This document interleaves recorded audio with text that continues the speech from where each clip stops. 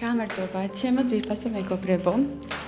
ახალი კვირა დაიწყო ისრაელში. ხო, დღეს სამწუხაროდ ისე მოხდა, რომ არ გვაქვს შოქი სახლში 5 საათამდე, ამიტომ გადავწყვიტე, რომ გავიდე გარეთ წავალ ზღვაზე, თქვენც დაგათვალიერებინებთ და აბა წავედით. ნამდვილად არ მეგონა თუ კიდე გამოვიდოდი წელს ზღვაზე თან ნოემბერში, მაგრამ ეხლა გამახსენდა, რომ 1 წლის წინ იყო ჩემი წინა საქორწილო წვეულება და მე და ჩემი მეგობრები, ჩემი დაქალუჩკები ვიყავით აუზზე და სპაზე და იყო უმაგრესი. ძალიან ცხელოდა მაშინაც, აი ზუსტად 1 წლის წინ იყო. დღესაც იგივენაირი ამინდია. არაჩვეულებრივი დრო გავატარეთ, სხვათა შორის 1 წელი გვისრულდება მე და ჩემს მეუღლეს ქორწინებიდან. ხუთშაბათს უნდა აღვნიშნოთ და რა თქმა უნდა მოგიყვებით სად და როგორ გავიცანი ჩემი მეუღლე. იო, იმალე, ესე იოფი. ნენ. ესე კეფ. ესე კეფლი, მაგარია. რო არ მუშაობ ასწორებს. არა ასწორებს, ზომიერება ყველაფერში. ანუ ასწორებს, მაგრამ დიდი ხანი არა. ჯერჯერობით ვერთობი.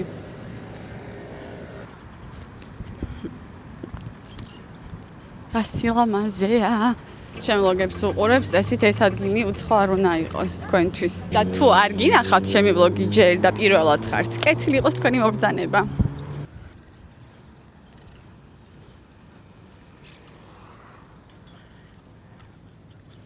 ой, ძალიან ბევრი ხალხია.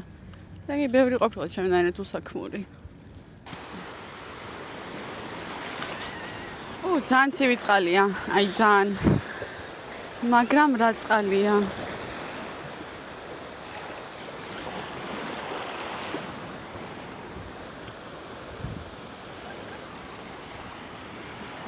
სამწუხაროდ ვერ ჩავალ წყალში, ზღვაში, იმიტომ რომ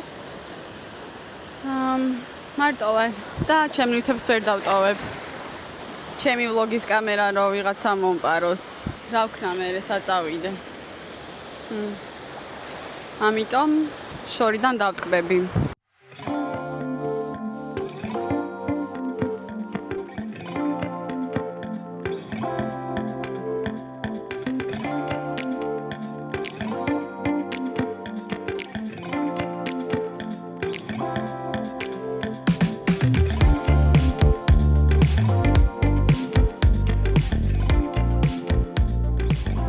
ზაფხულშიც რო არ ყოფილა ესეთი ზღვა, ზუსტად ისეთია, ეს საოცარი.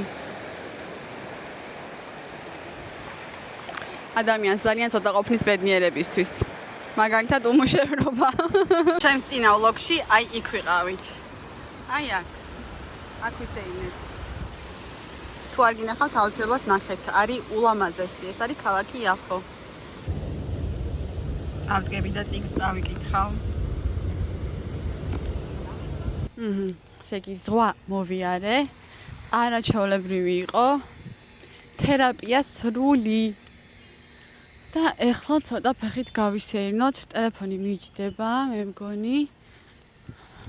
თავი ასახლამდე მივიდე დროულად, მაგრამ მანამდე ერთ პატარა სამეზობლოში, უბანში წავალთ და დავათვალიერებთ, რა ხდება იქ. წესი ძალიან ლამაზი უნდა იყოს.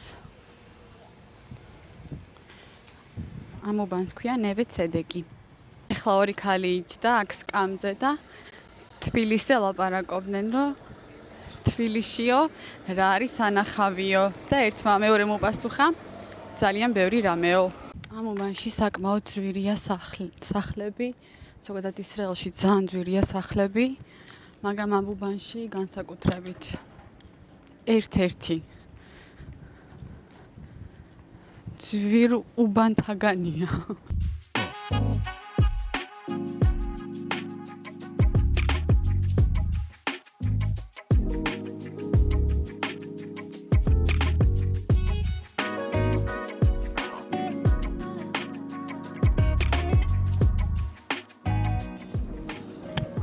ძალიან ლამაზი და მოდი გავიდეთ. ბარემ რახან აქ ვართ. ეს არის სუზან დალალის ცენტრი.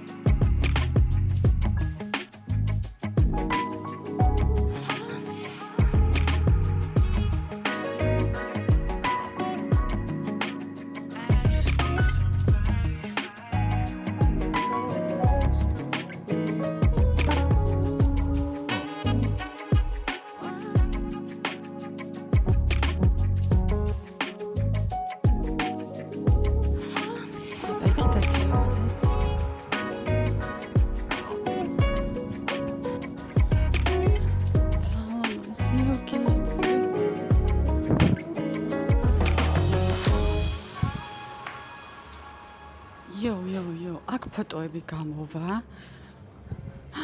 ვაიმე, ძალიან ლამაზია. უფრო ნაკლებად ლამაზი მახსოვდა. აქ ცეკვის სტუდიოა.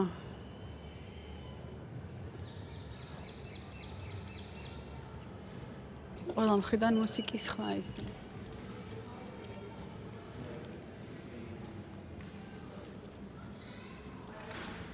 გავაგრძელოთ გზა.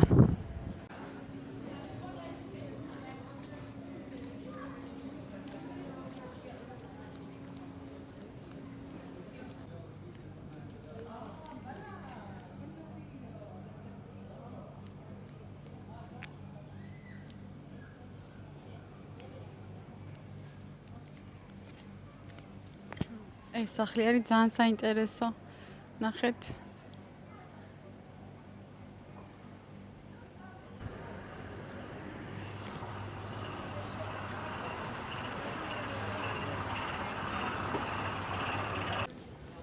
აქაც ესეთი პატარა ბუტიკი მაღაზიებია.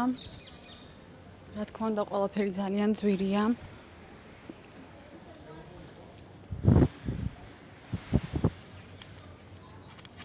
და ეხლა ჩავივლით მაგ მაღაზიებსაც. შევათვალიეროთ გარედან.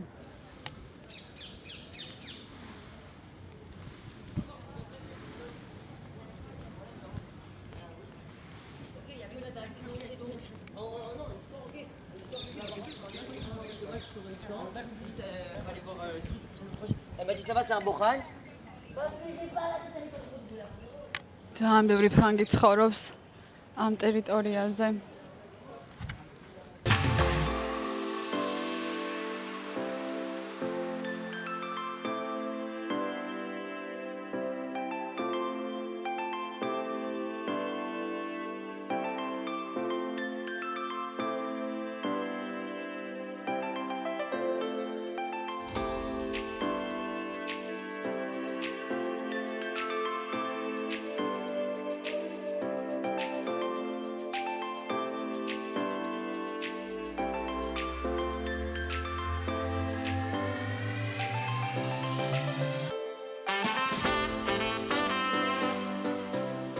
ეს არის ჭურჭლის ძალიან ლამაზი და ცნობილი მაღაზია. ნახეთ რა სილამაზეა.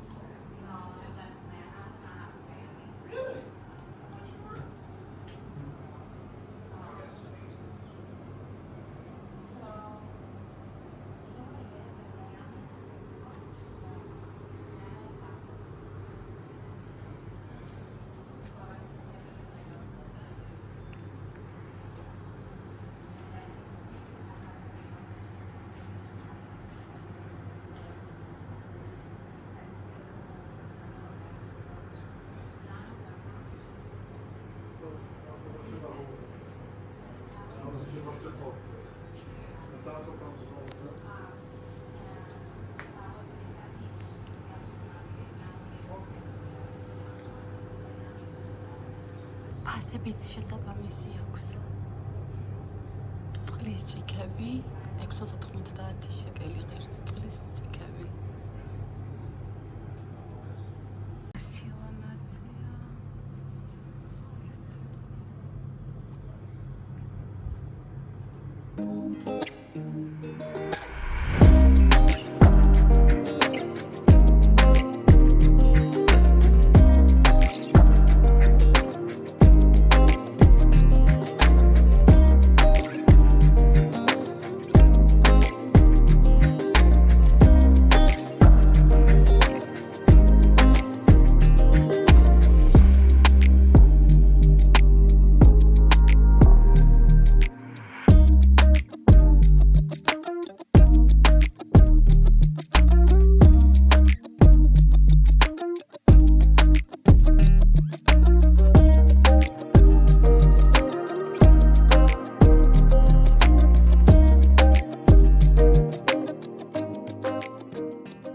მოგესალმებით ჩემო ძვირფასო მეგობრებო, დღეს არის განსაკუთრებული დღე ჩვენს ცხოვრებაში, ჩემი და ჩემი მეუღლის ცხოვრებაში, იმიტომ რომ დღეს შეგვისრულდა 1 წლის თავი ქორწინებიდან და სწორედ ამ დღეს აღნიშნა.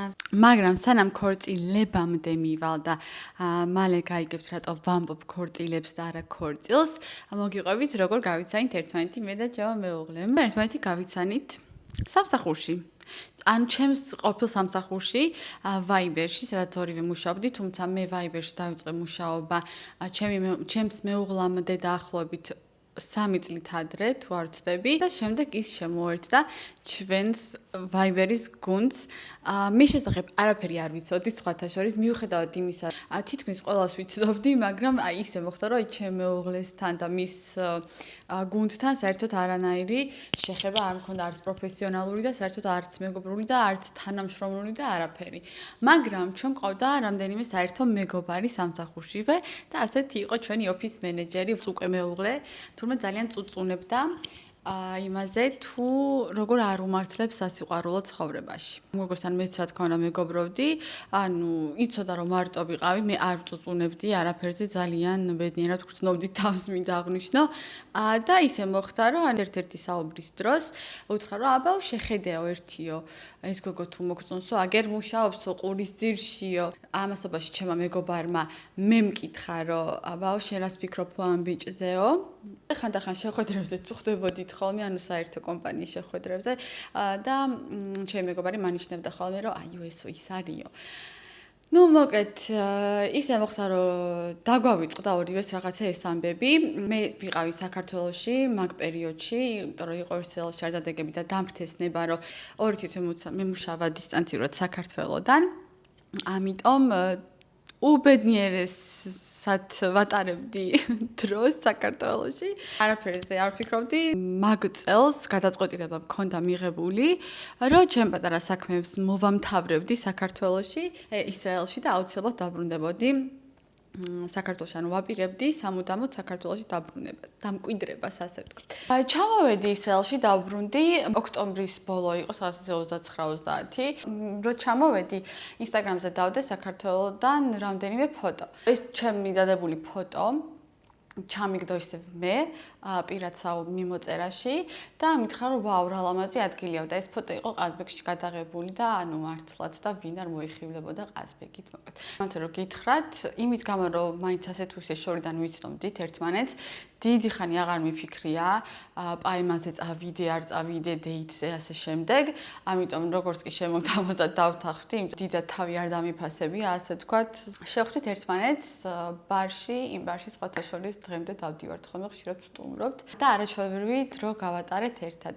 ნუ რა თქმა უნდა პირველ პაემას ვუყვა მეორე, მესამე, მეოთხე, მეხუთე, მეექვსე, მეშვიდე და აგერ უკვე დავქროწილდით კიდეც ამასობაში. ჩვენ შემთხვევაში ძალიან სწრაფად მოხდა ყველაფერი, იმიტომ რომ როგორც კი გავიცანი ჩემი მეუღლე რამდენიმე პაემაზე გავედით შეხვედრაზე ასე ვთქვათ. მერე იყო მისი დაბადების დღესაც გავიცანი მისი ყველა მეგობარი, თავისი ასევე ჩემი მულიც. მერე მალევე წავედით ვესტუმრეთ მის მშობლებს ხაიფაში დაახლოებით 2 თვეში თუ ყველას ვიცნობდი. აბსოლუტურად ყველას ვიცნობდი ჩემი მეუღლის ოჯახში. მე ცოტა თავი შევიკავე თავიდან და მე მგონი სადაც მარტში გავაცანით ჩემს მშობლებს, ჩემი მამალი მეუღლე და ყველა ძალიან მოეწონა. სამსახურში არაფერს არ ვამბობდით.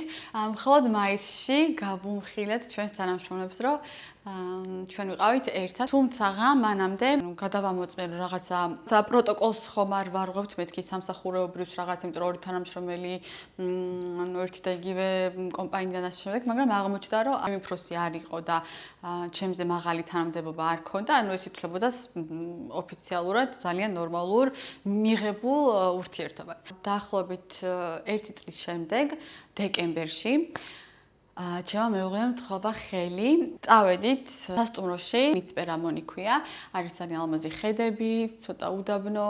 იქ მზის ჩასვლის ფონზე მთხოვა ხელი ჩემმა მეუღლემ. ხმარისად არ არის რომანტიკული, არც მე. ძალიან სასიამოვნოდ, რა თქმა უნდა, გახარებული და გაოცებული დარჩი და აი ამის შემდეგ უკვე დაიწყო ძებნა თუ სად გადავიხდიდით ქორწილს. მანამ სანამ ქორწილის ამბებზე გადავალთ, მინდა გითხრათ, რომ საერთო ჯამში მე და ჩემს მეუღლეს ჰქონდა 2 ქორწილი. ერთი პირველი საქართველოში, შემდეგ კი ისრაელში და სანამ ისრაელის ქორწილს მოგიყვებით, რა დავიწყოთ საქართველოს ქორწილი და იმიტომ რომ საქართველოს ქორწილი ჩვენ მქონდა აგვისტოში, ხოლო ისრაელში ქორწილი მქონდა ნოემბერში. რატო გადავწყვიტე საქართველოში ქორწილი? ძალიან მნიშვნელოვანი იყო ამ დღის გაზიარება უახლოეს ადამიანებთან, ვინც მე საქართველოში მყავს. ამიტომ მე და ჩემმა მეუღლემ გადავწყვიტეთ, რომ საქმეები იყო, რომ საქართველოშიც გაგვეკეთებინა ერთი პატარა დღესასწაული, ანუ ზუსტად ქორწილს არ დავარქმევ, იმიტომ რომ ჩვენ რა თქმა უნდა ჯვარი არ დაგვიწერია, უბრალოდ ხელი მოვაწერეთ. აღნიშნეთ საგურამოში, გურამიშვილის მანანში, რომელიც საუკეთესო გადაწყვეტილება იყო, ერთ-ერთი საუკეთესო გადაწყვეტილება იყო, რაც ჩემს ცხოვრებაში მიმიღია. ეგრესი დონის სერვისი, მომსახურეობა, არაჩვეულებრივი ხალხი, არაჩვეულებრივი გარემო, არაჩვეულებრივი დრო გავატარეთ. სამწუხაროდ ვიდეო გადაღება, აი რომელსაც დღემდე ძალიან ნანობ არ მქონდა ქორწილში. თუნდაც დედაჩემი მეუბნებოდა რომ მოდიო ვიდეოც კონდესო რაღაცა. სულ რაღაც 70 ადამიანი მყავდა დაპატიჟებული, უახლოესი ნათესავები და მეგობრები. ძალიან ოჯახური გარემო იყო. ანუ ადგილზე კიდევ ერთხელ ვიტყვი, რომ აი საოცრად ლამაზი ადგილია და უგემრიელესი ყველაფერი. მყავდა ბენდი, გოგო სოლისტის სახელი ვიცი, იმიტომ რომ ჩემი ახლობელია თაკო კაკალაშვილი. ანუ 4+2 მე მგონი ესე ვქვიათ, ხო? ძალიან კაი დრო ვატარეთ, მაგრამ პრობლემა ის არის, რომ დიდად არაფერი არ მახსოვს ჩემი ქორწილიდან და ამიტომ მინდოდა ვიდეოები, რომ მეთქი რაღაცა მაინც მახსოვდეს და გავიხსენო თქვა. რაღაცა პატარა მომენტები მახსოვს, მაგრამ ცოტა ისე ბურუსში ვარ, ანუ ბუნდოვნად ასე თქვა, ალბათ იმის გამო, რომ აფექტის მდგომარეობაში ვიყავი თუ რა ხდებოდა, არ ვიცი. მაგრამ რა ვიდეოებიც მაქვს თუ რამეს მოვძებნი, ეს არ არის რა თქმა უნდა YouTube-ის ფორმატში გადაღებული, მაგრამ მე მაინც გაგიზიარებთ.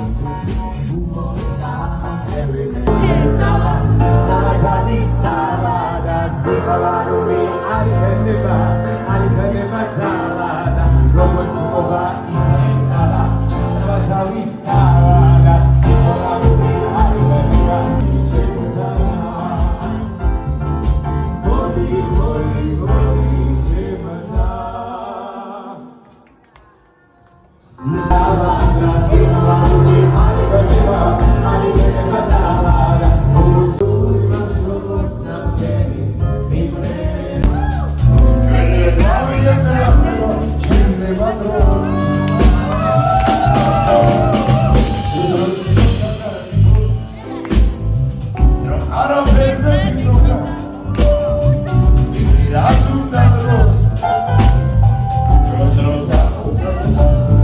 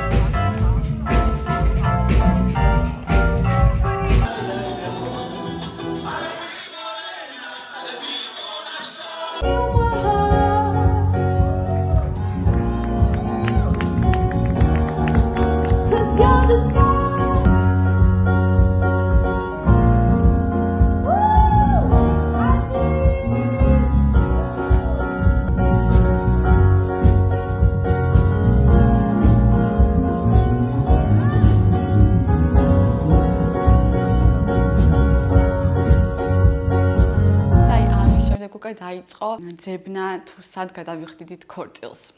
ისრაელში პირველ რიგში ვითი დავიწყეთ. Რა თქმა უნდა, სია ჩამოვწერეთ, ჩემი სტუმრები, მისი სტუმრები და იმის გამო, რომ ანუ ჩემი ნახევარი, ანუ ნათესავები, მეგობრები და ასე შემდეგ არიან საქართველოში, ჩემი მხრიდან ძალიან ცოტა სტუმრები მყავდა და ჩემს მეუღლესაც არ გამოირჩევა რაღაცა დიდი გრანდიოზული ოჯახით. ამიტომ რენისთვის პატარა სტუმრების რაოდენობა გამოგვივიდა და ანუ ეს ისრაელში არის დიდი პრობლემა.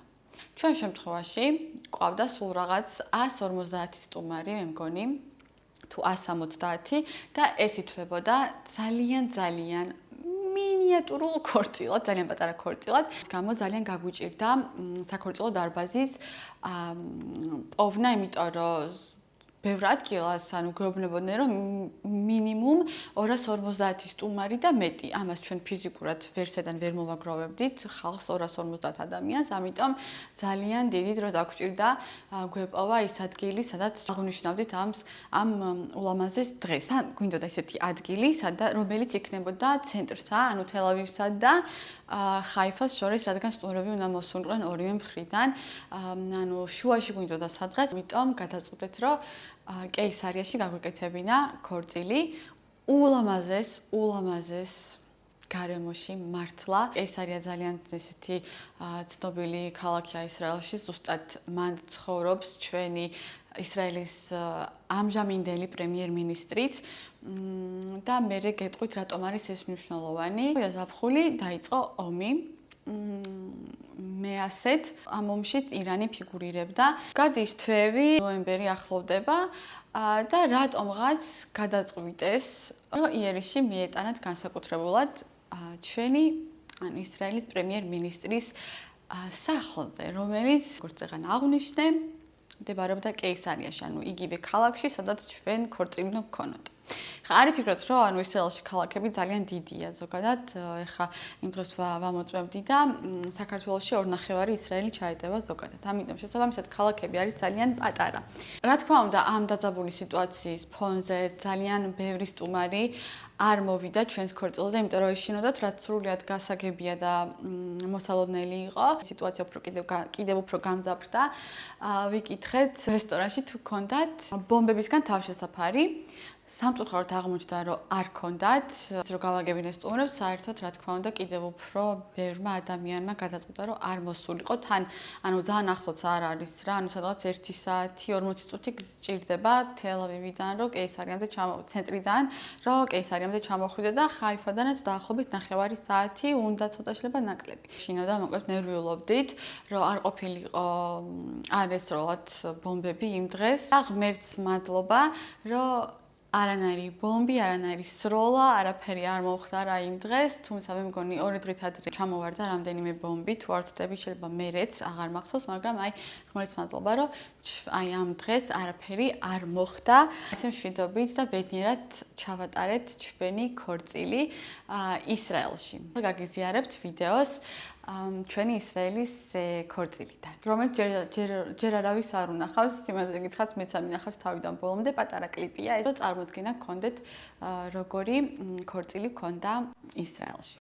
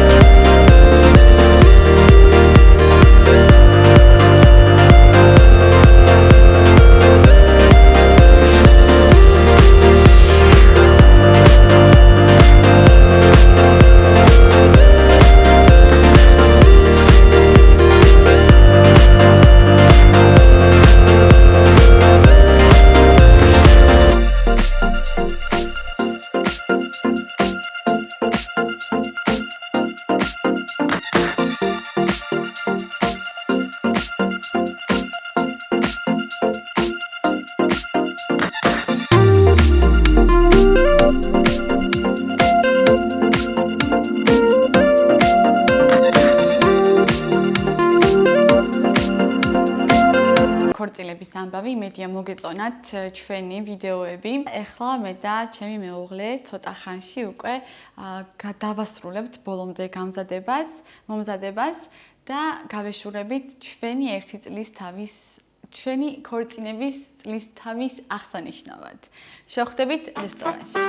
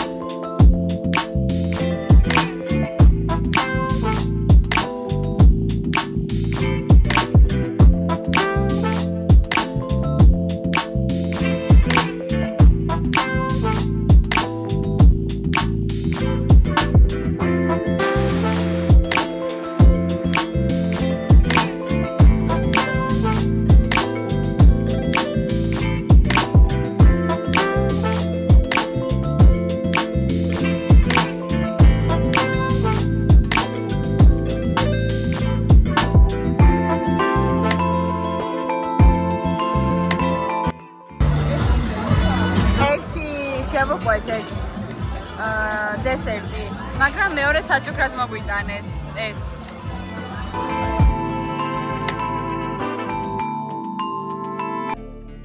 მოვიარეთ ბარ რესტორანი. მანდ უკვე მესამედ ვართ. სავარაუდოდ უკანასკნელად, იმიტომ რომ პირველად რო ვიყავით ძალიან მოგვეწონა დაახლოებით 1 წლის წინ. შემდეგ ვიყავით ბრანჩზე, არაუშავდა და აი ეხლა უკვე ისე რა მოგვეწონა, ანუ სავარაუდოდ ბოლო ჯერ წავედით. 7 დავუწერ მე, ჩემმა ქმარმა დავწერა 7.5. ნუ მაინც ერთ აზრზე ვართ საერთო ჯამში. ამასობაში კი ჩემი ვლოგიც, ამ კვირის ვლოგიც დასასრულს მიუახლოვდა. შევხვდებით იქით შაბათს შემდეგ ვლოგში.